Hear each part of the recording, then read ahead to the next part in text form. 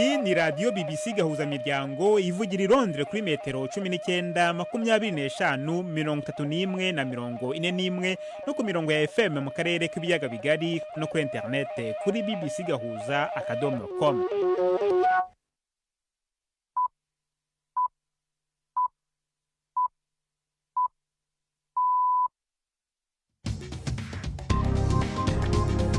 Ubu ni saa 10 n'igice ku isaha mpuzamahanga ya GMT, ni saa 12 n'igice ku isaha yo mu Rwanda no mu Burundi. Muri studio muri kumwe na Jacques Niyitegeka.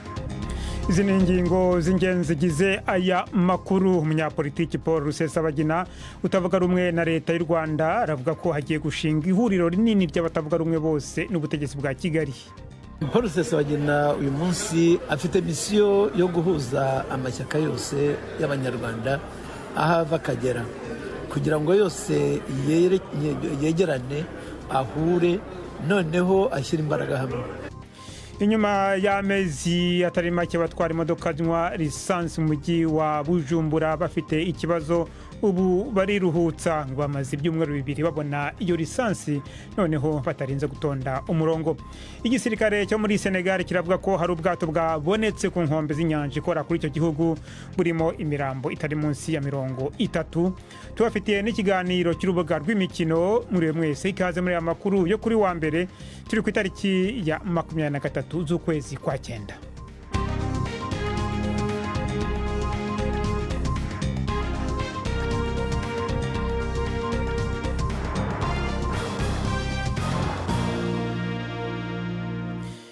Ayo makuru yose ku buryo burambuye ni mu kanya. Siriake Muhawe nayo hamaze kutugezaho muri make amakuru y'ingenzi avugwa hirya no hino ku isi, n'amakuru atugezaho hari mu biro bya BBC Nairobi. Ubushikiranganje bwa Liban bujejwe amagara y'abantu buvuga ko ibitero vya bombe vya Israel mu manuko bw'ico gihugu byahitanye n'imiburiburi abantu 50 binakomeretsa abandi 350. Igisirikare ca Israel kivuga ko cateye ibirindiro vya Hezbollah birenga 300 mu manuko bwa Liban uyu munsi. Uwo mugwi ufashwe mu mugongo na Iran uvuga ko warashe amarokete ku birindiro by'abasirikare ba Israel mu muraruko bw'ico gihugu. Umunyamabanga mukuru w'ishirahamwe mpuzamakungoni yavuze ko afite ubwoba ko Israel ishobora kugira Liban iyindi Gaza. Asoma itangazo ry'umushikiranganje wa mbere wa Liban inyuma y'inama shikiranganje yabereye i Beirut, umushikiranganje w'ico gihugu ajejwe kumenyesha makuru Ziad Makari yahamagariye amakungu gutera igitsure Israel ngo ihagarike iyo ntambara. Ukubandanya gasomborotso ka Israel kuri Libani ni intambara yo gutikiza mu nsiguro zose z'iryo jambo, kandi n'umugambi wo gusambura ugamije gusambura ibigwati n'ibisagara vya Liban no gufuta ibibanza byose byo gusamiramwe akayaga. Mu bantu bose tuvugana, inama yonijeje umutekano n'ibihugu bifise ijambo ryumvirwa kuja mu ruhande rw'ukuri hanyuma bateshe ako gasomborotso. Tuguma twibutsa ko twubahiriza ingingo ya ONU nomero 17 uko yakabaye, kandi nka leta turiko turakora kugira ngo duhagarike iyo ntambara nshasha ya Israel kugira twirinde uko dushoboye kose kugana iyo tutazi. Imbere yaho igisirikare ca Israel cavuze ko camenye imigambi ya Hezbollah yo kugira ibitero vyinshi vya rokete abajijwe ku bitero bishobora kuba ku butaka. Umuvugizi w'ico gisirikare Daniel Hagari yavuze ko Israel izokora igikenewe cose mu kugarukana abateshejwe izabo mu buraruko mu mihana yabo. Ibitaro byo mu buraruko bwa Liban vyategetswe guhagarika igikorwa co kugaba ku butaka cyateze guhagarika igikorwa cyo kubaga ku bantu bitihutirwa kugira biteho igitigiri kiguma congerekana c'abakomeretse. Amashure yugawe bikavugwa ko ico gihugu carengewe n'abantu bahamagara barenga 80,000 vyikekwa ko arabo muri Israel babwira abantu kuva mu karere kumanuko. Abasivile 1000 bafashe nkama iryo gabishwa, mbere amabarabara amwamwe akaba adahita kubera imodoka nyinshi ziriko zirahunga. Inkuru zitangwa n'igisagara ca Israel zivuga ko abanyagihugu barenga imiliyoni ba Israel baba mu gisagara ca Haifa no mu micungararo yaco mu buraruko bw'igihugu bariko barahungira mu bibanza byo kwikingira ibitero by'indege kugira ntibashikirwe n'amarokete ya Hezbollah. igisirikare ca Senegal kivuga ko hatowe ubwato ku nkengera y'ico gihugu burimwo ibisigarira by'abantu baba bashika 30. Vyari vyavuzwe ko bari batowe n'abarovyi ku birometero 70 uvuye ku mugwa mukuru Dakar. Ubwo bwato bushobora kuba bwari bumaze imisi myinshi bureremba mu mazi. Leta ya Senegal yaheruka ubuvuba kumenyesha umugambi wo gutuza abagerageza kuja iburaya bidaciye mu mategeko bavuye muri ico gihugu. Igitigiri c'abahasiga ubuzima cariyongereye muri iyi misi ya vuba mu gihe hari abantu benshi bariko baragerageza kuva mu burengero bwa Afrika bagana iburaya kandi kenshi na kenshi baciye mu mazinga ya Canary muri Espagne. Iyi ni BBC. Icegeranyo ca vuba c'umuhinga wa ONU ku gateka kazina muntu mu Burusiya kivuga ko abarusiya ubu babayeho agateka kabo gahonyangwa na leta uko bukeye uko bwije, aho abatavuga rumwe nayo bafatwa nabi atakinya. Icegeranyo ca Mariana Kazanova c'impapuro 23 kirerekana idonido ry'ibihano bitangwa ku gikorwa naho coba gito cane. Inkuru ya Imogen Fox mugiye gushikirizwa na Florentine Kwizera. Icegeranyo c'ishirahamwe mpuzamakungu ONU kigaragaza ibikorwa vy'urutavanako vyo kunigira mu menshi abatavuga rumwe na leta y'Uburusiya. Hari umurengero w'amategeko mashasha ahane igikorwa ico arico cose gishobora kuboneka nk'ico gushaka gushikiriza ivyiyumviro. Umunyamakuru yaciriwe umunyororo w'imyaka 7 kubera gusangiza n'abandi icegeranyo ca ONU aciye ku mbuga hwaniro. Umunyamuziki yahanishijwe imyaka 12 kubera intererano y'amadolari 50 yahaye ishirahamwe ry'abagira neza ryo muri Ukraine. Umugabo n'umugore bafatiriwe umutungo wose w'urugo kubera bagize ico babaza ku ntambara. Mariana Kasarova yakoze amatohoza ku bwa ONU, ntiyigeze aja mu Burusiya, ariko yavuganye n'amashirahamwe aharanira agateka kazina muntu, ayaharanira ivyiyumviro vya politike, abanyamakuru n'abanyamategeko ku mpande zompi mu gihugu no hanze yaco, ikimenyetso cerekana yuko naho hari agakandamizo abarusiya bamwe bamwe bagifise ubutwari bwo kurondera yuko amaju yabo yumvikana. Igipolisi ca Ghana kivuga ko cahagaritse abantu barenga 40 bari mu myerekano ku mugwa mukuru Accra. Imyerekano yo kwiyamiriza ingwane z'ubutunzi hamwe no kubangamira ibidukikije kwatewe n'abimba butare hadakurikijwe amategeko yateguwe n'umugwi uharanira demokrasi. Batanguye ku munsi wa gatanu, bikaba byari bitegekanijwe ko babandanya n'uyu munsi. Ku munsi w'Imana abantu barihereje amabarabara bitwaje ivyapa imbere yuko bafatwa. Igipolisi cavuze ko bashobora gushikanwa imbere y'ubutungane ku caha co gukora ibintu binyuranije n'amategeko, harimwo kuzibira amabarabara. Mu gihugu ca Ghana hazoba amatora y'umukuru w'igihugu mu kwezi kwa 12 kandi ikibazo c'ubutunzi nico bazoshimikirako mu myiyamamazo. Igihugu ca Albania kivuga ko kizoshinga agahugu gato kigenga ku mugwa mukuru w'ico gihugu, hazoba aba Islamu baba Bektashi. Aba Bektashi bahungiye muri Albania bavuye muri Turkiya mu 1920 igihe bafutwa muri ico gihugu, ubakaba ari ibice 6% by'abanyagihugu bose bagize Albania. Umushikiranganje wa mbere w'ico gihugu Edi Rama avuga ko guha aba Bektashi igihugu cabo bishobora guteza imbere ukwihanganiranira no kubana mu mahoro. Abarongoye aba Bektashi mu idini hamwe n'abategetsi ba leta nibo bazoba bemerewe ubwene gihugu bwako gahugu. Ako gahugu kazoba ari akambere gato kw'isi kuko kazoba kangana na 1/5 c'uburinganire bwa Vatikano. Jack urakoze Siyake Muhawe nayo kuri yo ncamake y'amakuru.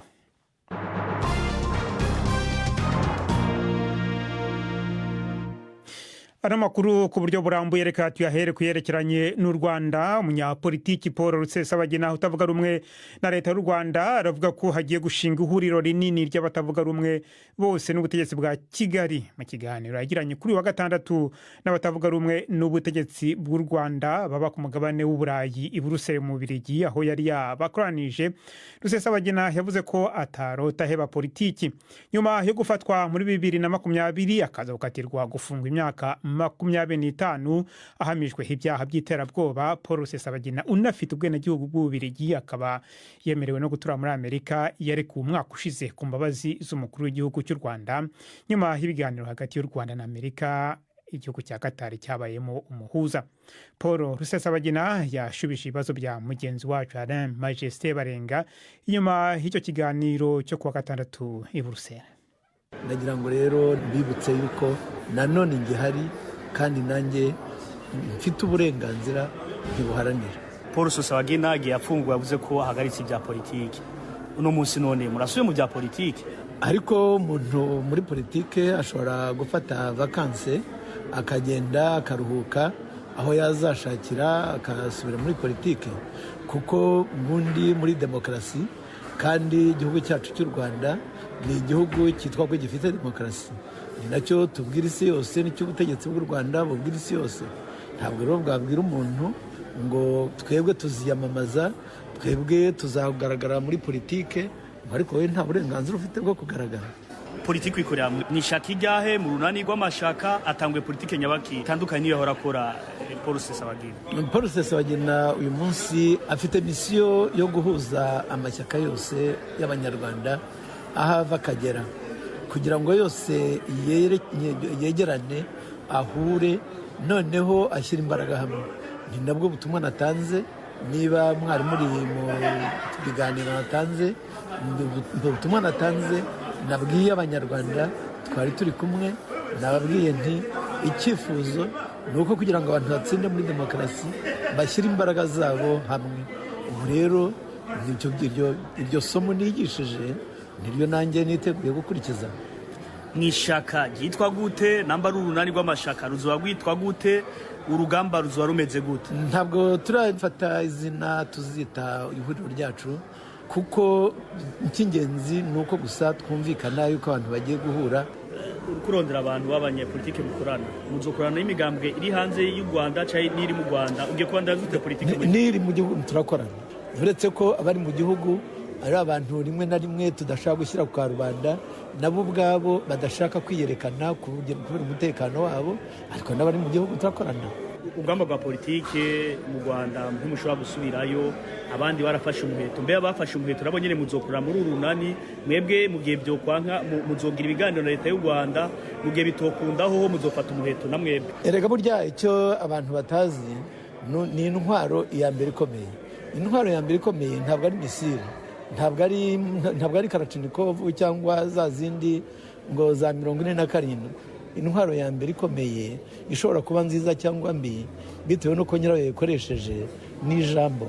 Ntarota afata umuheto, ntabyo ashatse yabikora. Twe rero turwanya intambara y'amagambo. Paul Rusesabagina. Tukiri kuri politiki yerekeranye n'u Rwanda, umukuru w'u Rwanda Paul Kagame yatangaje igice cya mbere cy'abasenateri yemererwa gushyiraho biyongera ku bavuye mu matora mu gihugu cyose cyangwa abashyizweho n'inzego zihariye. François Xavier Karinda wari usanzwe ayoboye iyi sena n'umwe muri bane yashyizeho. Aba bariyongera kandi kuri babiri baherutse gushyirwaho n'ihuriro ry'amashyaka. Nyuma y'itangazwa ry'aba basenateri 20-26 nibo bamaze kumenyekana mu gihe hategerejwe irahira ry'uyu mutwe. Ni inkuru ya Jean Claude Mwambutsa i Kigali. François Xavier Karinda wari usanzwe ayoboye uyu mutwe wa Sena yongeye kugaruka ku rutonde rw'abo Paul Kagame yagira icyizere ubwo yinjiraga muri Sena bwa mbere, nabwo yari yashyizweho n'umukuru w'igihugu. Undi uri ku rutonde rwatangajwe na Perezida Kagame ni Madame Usta Kayitesi wari uherutse kuvanwa ku buyobozi bw'ikigo cy'igihugu cy'imiyoborere. Hari kandi na Madame Sorina Nyirahabimana wari usanzwe ari umunyamabanga wa leta ushinzwe itegeko nshinga. Hari kandi na Madame Bibiane Gahamanyi utari umenyerewe cyane muri politiki y'u Rwanda. Abashyizweho na Paul Kagame ni igice kimwe cy'abasenateri 8 yemerewe gushyiraho, biyongera kuri babiri baherutse gushyirwaho n'ihuriro ry'amashyaka barimo Donatille Mukabalisa wari usanzwe ayoboye inteko ishinga amategeko yacyuye igihe. Mu basenateri bashyirwaho n'ibyiciro byihariye, amazina abiri y'abahagarariye za kaminuza nayo yamaze kumenyekana. Abo ni Madame Uwimbabazi Penina uhagarariye kaminuza zigenga na Bwana Ngarambe Teresfor watorewe guhagararira kaminuza za leta. Aba bakiyongera ku basenateri 12 batowe ku buryo buziguye. Ni uburyo buziguye kuko hatabaho amatora rusange kuko bigenda ku badepite.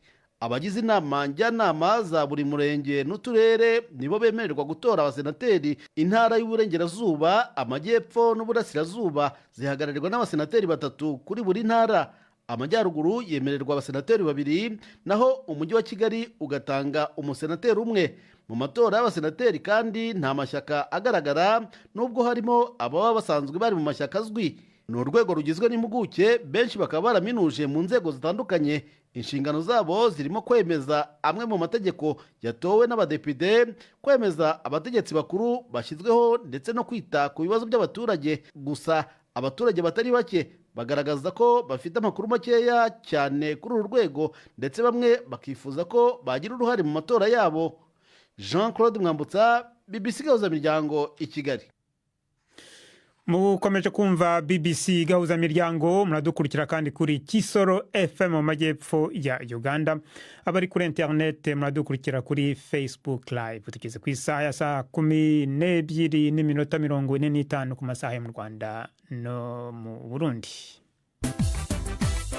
BBC Gahuzamiryango Igoma ni kuri FM 93.8. Dukomereze mu Burundi. Nyuma y'amezi atari make bamerewe nabi abagendesha imodoka zinywa igitoro cyo mu bwoko bwa lisansi bo mu gisagara ca Bujumbura bariruhutsa. Bavuga ko bamaze indwi zibiri bari mu gahengwe kubera basigaye baronka igitoro batarinze gutonda kandi bakakinywera aho bageze hose. Nyamara abakoresha imodoka zinywa mazutu bo n'ubu bavuga ko ibiberekeye bitarafata umurongo. Umunyamakuru Shiridasi Hundimpundu yaciye mu bibanza bitandukanye abashoferi bakoreramo, yongera hagendera n'amasitasiyo maze hategurira inkuru ikurikira. Jewe no munsi merewe neza, ndafise imodoka ya taxi, ubu igitoro ndakinywa aho nshitse hose nta ngorane. Nahora ntonda imirongo nkama mu Carama. Akamweme karagaragara ku maso kwa Theoneste Hakizimana, umwe mu bashoferi bafise igitoro mu Bwiza mu gisagara ca Bujumbura. Siko vyahora vyifashe imbere y'indwi zibiri ziheze, aho umushoferi wese yahora avyuka yibaza iyo aje gukura igitoro ashira mu modoka yiwe kugira aronderera abana ico rirenza. Ubu n'agahengwe. Jafete Nsaberugira yicaranye na Theoneste. Ubu nta mirongo ikihari, igiciro nikiyanye ni 4000 ku litiro.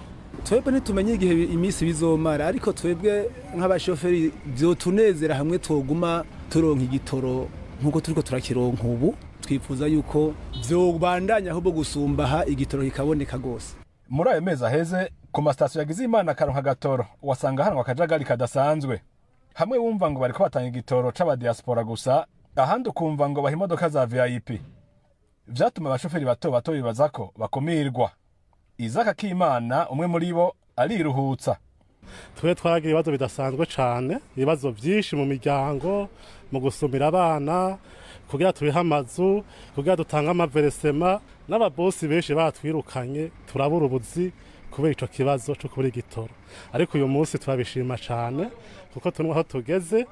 Wa muntu yavuga ngo uyu munsi duha abadiaspora, ngo uyu munsi ngo duha izidasiza amarangi, abo bose baraduha uyu munsi, turabishima vraiment. Aho ugeze uramwe baraguha, banaguhamagara ahubwo uri kwarengana kugira ngo uzubashorera. Nkahajya hari imodoka imwe yonyene n'ahandi heshi.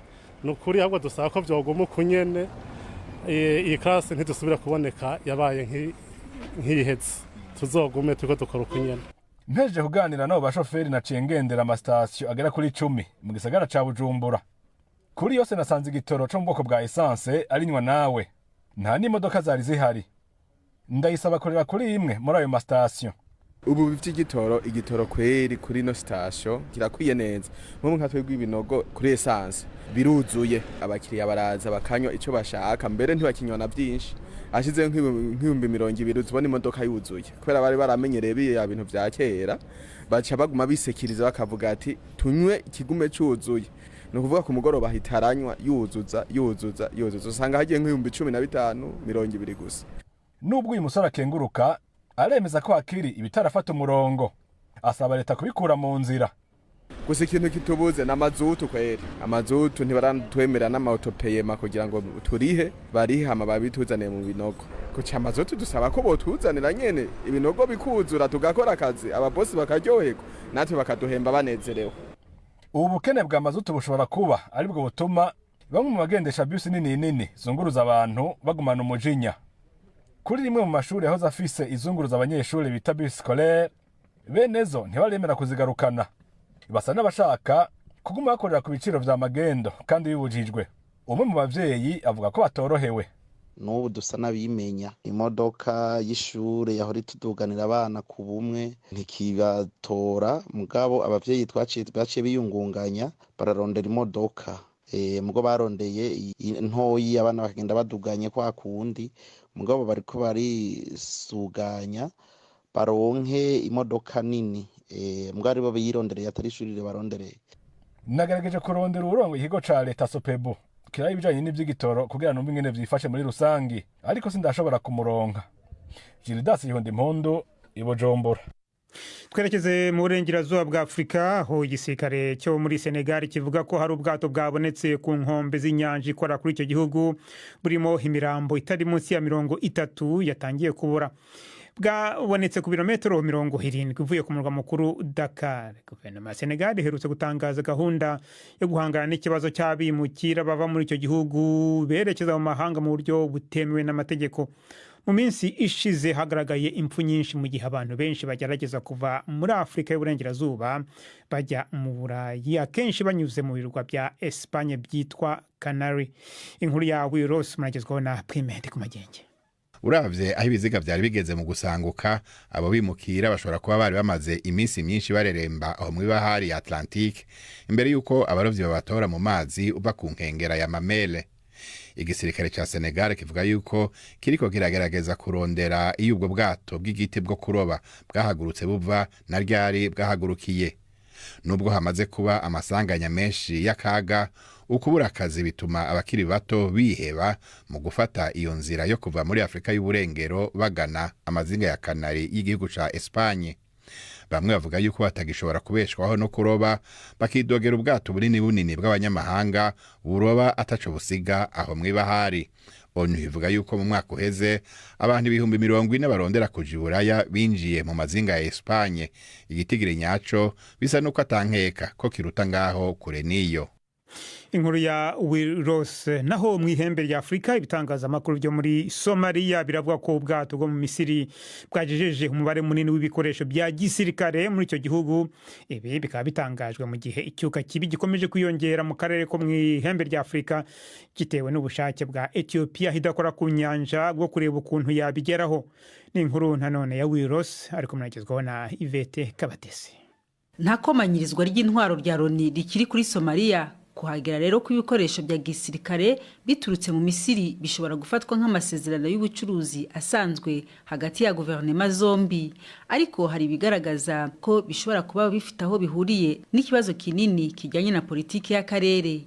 Cairo ishigikiye ku mugaragaro Somalia mu ntambara yayo ya Ethiopia. Somalia irakajwe nuko Minisitiri w'Intebe Abiy Ahmed yagiranye amasezerano na Somaliland yiyita ko yigenga yo gukodesha kimwe mu bice bigize ibyambu byayo. Somalia ifata agace ka Somaliland nk'ubutaka bwayo. Ethiopia ifite ingabo muri Somalia ndetse Misiri irateganya kugira uruhare mu mugambi w'ubutumwa bw'amahoro muri icyo gihugu. Kutumvikana gukomeye ku muyoboro Ethiopia ishaka gushyira ku kiyaga cya Nile biraza byongera umwuka mubi. BBC gahuza miryango isame yazo yabura iminota 7 ku masaha mu Rwanda no mu Burundi.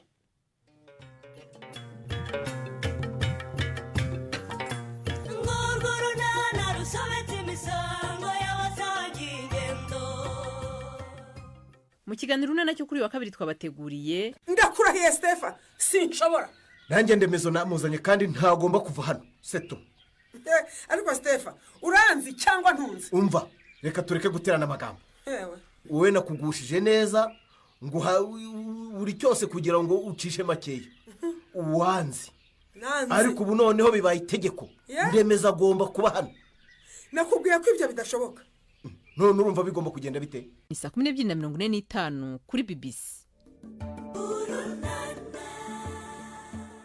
Unoneho no umwanya w'ikiganiro cy'urubuga rw'imikino uyu munsi mwateguriwe kandi mugezwaho na Yves Bucyana. Imikino kuri BBC gahuza miryango. mwireho neza bateze amatwi BBC amakuru y'imikino nyahere mu mikino yo guhatanira ibikombe bya Afurika. Inzozi za APR FC yo mu Rwanda kwinjira mu matsinda y'igikombe cyayabaye ya mbere iwayo CAF Champions League zikomeje kugorana. Kuwa gatandatu ikipe yakuwemo na Pyramids yo mu Misiri yayitsindiye i Cairo mu Misiri ibitego 3-1, nyamara mu mukino ubanza i Kigali amakipe yombi yari yanganyije igitego 1-1. Mu makipe yo mu karere, Yanga yo muri Tanzania yasezereye Commercial Bank yo muri Ethiopia yipfunyikiye ibitego 6-0. Mu mukino ubanza yari yayitsinze 1-0. Gor Mahia yo muri Kenya yongeye gukubitwa na Al Ahly ibitego 3-0 nk'uko byari byayigendekeye mu mukino ubanza. TP Mazembe yo muri Repubulika ya Demokarasi ya Kongo yakuyemo Red Arrows yo muri Zambia yitsinze ibitego 2-1, bisanga ibindi 2-0 yari yayitsinze mu mukino ubanza. Indi kipe yo muri Repubulika ya Demokarasi ya Kongo ni Maniema, nayo yasezereye Petro do Luanda yo muri Angola. Amakipe yombi yanganyije 1-0, ariko mu mukino ubanza Maniema yari yatsinze 2-1.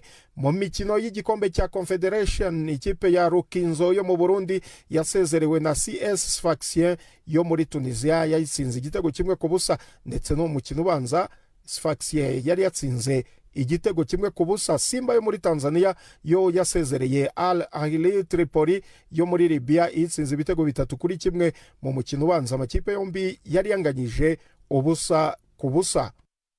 Mu Rwanda mu mukino wa basketball, ikipe ya APR Basketball Club yaraye yegukanye igikombe cya shampiyona ubwo yatsindaga ikipe ya Patriots mu mukino wa gatandatu wa playoff. Ntibikibaye ngombwa rero ko amakipe yombi akina imikino 7 ya playoff ibiteganyijwe, kuko wari umukino wa gatandatu kandi APR Basketball Club igize intsinzi 4-2 za Patriots.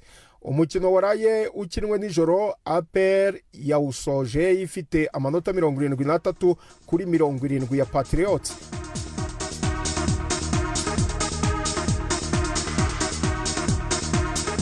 Mu Bwongereza, ikipe ya Manchester City yaraye inganyije na Arsenal ku kibuga cyayo cya Etihad ibitego 2-2, nyuma yuko Arsenal ikinnye iminota 56 yose ari abakinnyi 10. Ni nyuma kandi yaho umusifuzi Michael Olive yaramaze guha umukinnyi wa Arsenal Leandro Trossard ikarita ya kabiri y'umuhondo itavuzweho rumwe. Gusa Manchester City yanatakaje umukinnyi Rodrigo wavuye mu kibuga ku munota wa 21 gusa w'umukino kubera imvune. Umutoza wa Manchester City Pep Guardiola avuga ko atazi urugero rw'imvune ya Rodrigo.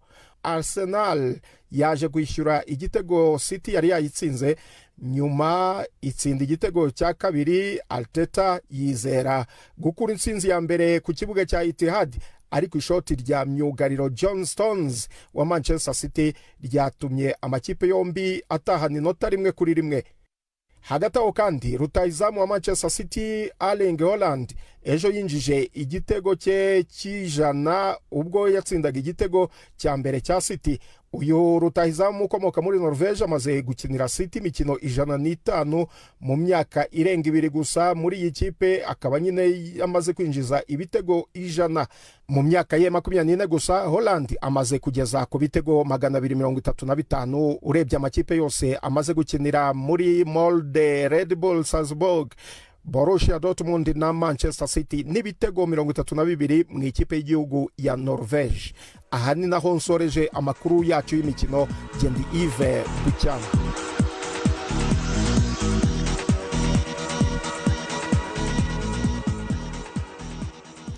Urakoze Yves Bucyana kuri ayo makuru y'imikino. Ni nawe rero ushoje amakuru yacu yo kuri uyu wa mbere, ariko mbere kubasezeho nababwira ko umunyapolitiki Paul Rusesabagina utavuga rumwe na leta y'u Rwanda avuga ko agiye gushinga ihuriro rinini ry'abatavuga rumwe bose n'ubutegetsi bwa Kigali.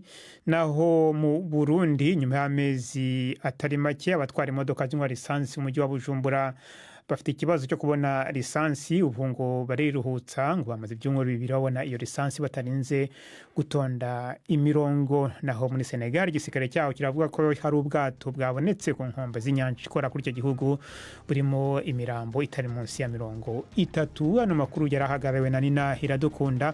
Mwakoze cyane guhitamo BBC Gahuza Miryango. Amakuru yacu arakomeje ni ku rubuga rwacu rwa internet bbcgahuza.com. Muramuke.